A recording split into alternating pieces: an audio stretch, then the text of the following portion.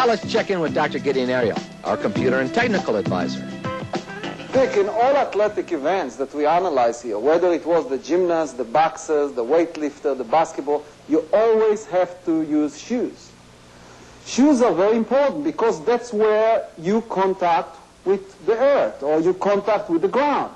You cannot apply force to the body or to the implement if you don't apply it to the ground, because according to Newton's third law, you have an action and reaction parameters. In other words, the more you push up, the more the body push down.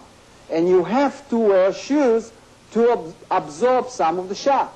Well, if you take ordinary shoes like that, it's a running shoes, the question is, what is the characteristics of the curvature? How thick should it be? How much shock absorption it would be? According to our research, not too much information was really given to the shoes. They are getting better and better.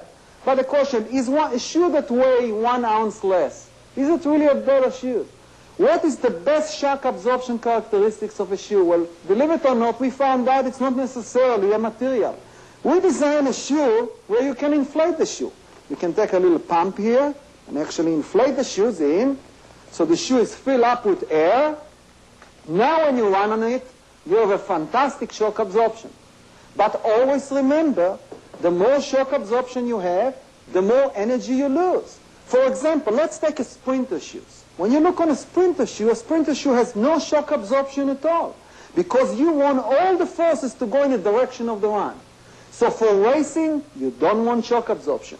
For running across the block or around the block for exercise, maybe you want inflatable shoes. In some cases in the future, we will design a special shoes. Here is a sprinting shoes. Look on this wedge here. What this wedge does, it contributes to the forces in the sprinting toward the forward motion. So this shoe was designed specially with a very special design. In the future, almost in every event, modern technology will be used, so future sport will be relying on this technology to have the most sophisticated shoes for the athletes and the most sophisticated shoes for the general public.